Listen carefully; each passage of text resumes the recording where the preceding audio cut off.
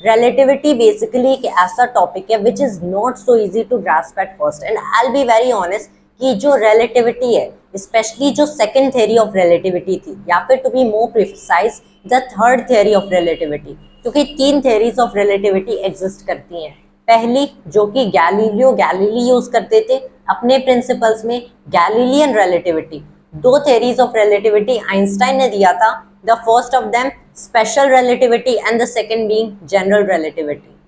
दो जो general theory of relativity थी and in fact general theory of relativity इतनी कॉम्प्लिकेटेड theory है जिसमें इतनी सारी हाई लेवल की मैथमेटिक्स रिक्वायर्ड होती है कि पूरे वर्ल्ड में, पूरे अर्थ पे सिर्फ 3 पर्सन्स ही उस time general theory of relativity समझ पाए थे, and one of them was Einstein himself, the second person was Arthur Eddington, जो कि एक बहुत ही great British astronomer and astrophysicist है। And Arthur Eddington also verified Einstein general theory of relativity. 1919 में जो एक्सपेरिमेंट एडिंगटन ने किया था उसी से general theory of relativity prove हो पाई। So first of all starting with Galilean theory of relativity. Galileo Galilei अपने टाइम में, यानी कि एक ऐसे टाइम में जहां पे दो कंसेप्ट थे, and actually to be more precise 3 concept थे। पहले बात तो स्पीड ऑफ लाइट की, कि स्पीड ऑफ लाइट अगर डिफरेंट ऑब्जर्वर्स देखते हैं तो स्पीड ऑफ लाइट डिफरेंट हो जाती है। यानी कि to explain it in simple words, अगर मैं यहाँ पे रेस्ट पे खड़ा हूँ, मेरे लिए लाइट 300,000 किलोमीटर पर सेकेंड से मूव कर रही है, तो अगर मैं खुद मोशन में हूँ, मेरे लिए लाइट की स्पीड उतनी नहीं रहेगी, बल्कि इंक्रीज या डिक्रीज हो जाएगी डिपेंडिंग कि मैं किस डायरेक्शन में मूव कर रहा हूँ। And this was the first concept. जो रेस्ट 2 कंसेप्ट थे ये थे स्पेस एंड टाइम से related. Well Galileo Galilei, Aristotle, Plato, Sir Isaac Newton, सारे physicists of early era, early time, early centuries क्या मानते थे कि जो हमारे स्पेस एंड टाइम है ये कुछ ऐसे कंसेप्ट्स हैं कि सारे यूनिवर्स में स्पेस एंड टाइम, सारे ऑब्जेक्ट्स, सारे ह्यूमन बींग्स, सारे क्रिएचर्स के लिए सेम होते हैं।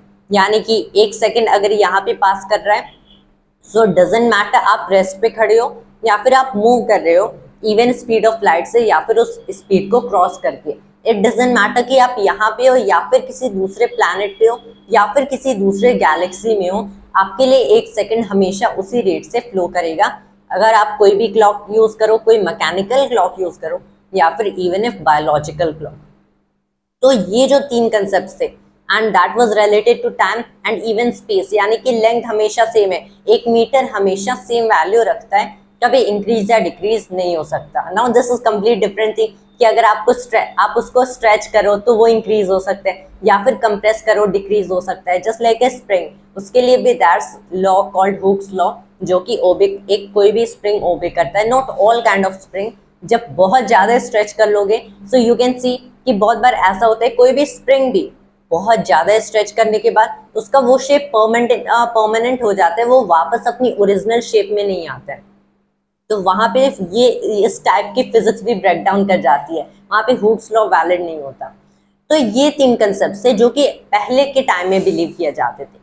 Even Galileo Galilei, the man who revolutionised the entire physics, कि अगर Galileo Galilei did not exist तो physics as we know today ऐसी नहीं होती।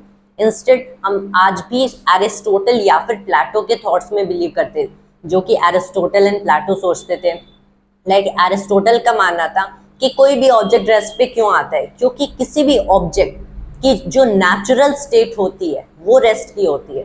यानी कि अगर आप इसको मोशन में डाल रहे हो तो बेसिकली आप क्या कर रहे हो, इसकी नेचुरल स्टेट को डिस्टर्ब कर रहे हो। That was what Aristotle believe. तो to put it in simple terms, कोई भी ऑब्जेक्ट रेस्ट पे इसलिए आता है because the object gets tired, वो ऑब्जेक्ट भी थक जाता है। That is to put it in simple terms.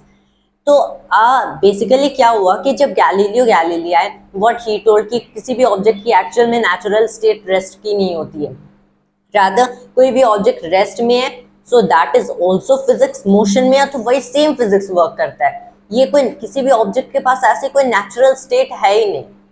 And फिर गैलीलियो गैलीली के बाद आए सर आइजैक न्यूटन, जिन्होंने भी गैलीलियन रिलेटिविटी को यूज किया एंड बेसिकली बहुत सारे लॉज दिए। लाइक उन्होंने दिए the Newton's laws of motion and he give the universal law of gravitation, जो कि 2 उनकी मोस्ट पॉपुलर डिस्कवरीज है। अलोंग विद दैट उन्होंने डिस्कवर किया the dispersion of light, rainbows क्यों फॉर्म होते हैं। He also discovered various other things like Newton's law of cooling, जो कि बेसिकली थर्मोडायनेमिक्स यानी कि हीट एंड हीट के इफेक्ट से रिलेटेड है, Newton's law of cooling. And ऐसे वेरियस उन्होंने एक्सपेरिमेंट्स किए, डिस्कवरीज दी है। एंड ही शोड कि जब लाइट एक प्रिज्म से पास करती है, ये 7 कलर्स में ब्रेक डाउन कर जाती है, वही 7 कलर्स आप लो दूसरे प्रिज्म से, वही लाइट पास करेगी, ये वापस व्हाइट लाइट बन सकती है। तो बाद में क्या हुआ, ये एक्चुअल में गैलीलियन रिलेटिविटी क्या कहती है कि ये बेसिकली रिलेटिव मोशन से डिस्कस करती है, राइट। पहले तो एरिस्टोटल मानते थे कि नेचुरल स्टेट रेस्ट होती है, गैलीलियो गैलीलियाई न्यूटन आए, they said no natural state is not rest. ये बेसिकली क्या कहता है, आप यहाँ पे मूव करो किसी भी स्पीड से, आप किसी ऑब्जेक्ट को देखो तो आपके लिए वो ऑब्जेक्ट डिफरेंट स्टेट में होगा, एक डिफरेंट स्पीड से होगा देन अगर आप यहाँ पे रेस्ट पे खड़े हो एंड उसी ऑब्जेक्ट को देख रहे हो। And this is correct, this is true, जहां तक हम लोग देख सकते हैं। तो न्यूटन ने बेसिकली क्या किया, न्यूटन मानते थे कि टाइम एब्सोल्यूट है, मतलब टाइम हमेशा सेम रेट से फ्लो करता है। आप मैकेनिकल क्लॉक यूज करो या फिर बायोलॉजिकल क्लॉक, टाइम हमेशा सेम रेट से फ्लो करेगा सारे प्लैनेट्स पे, पूरे यूनिवर्स में, and for all human beings, सारी स्पीड्स के लिए। And also sir Isaac Newton ने ही स्टेटेड इट, ये बेसिकली जो स्टेटमेंट है कि अगर आप अर्थ पे हो टाइम उसी रेट से फ्लो कर रहा है, अगर आप तो किसी दूसरी गैलेक्सी में हो, दूसरे स्टार पे हो, उसी रेट से फ्लो कर रहा है। एक्चुअल में सर आइजैक न्यूटन ने ना basically he was the first man to unify the laws of the earth and the laws of the heavens. Basically पहले माना जाता था कि हमारे अर्थ पे जो फिजिक्स के लॉज यूज होते हैं, जो हमारे दूसरे प्लैनेट्स हैं वहां पे दूसरे फिजिक्स के लॉज होते हैं, that is what was believed.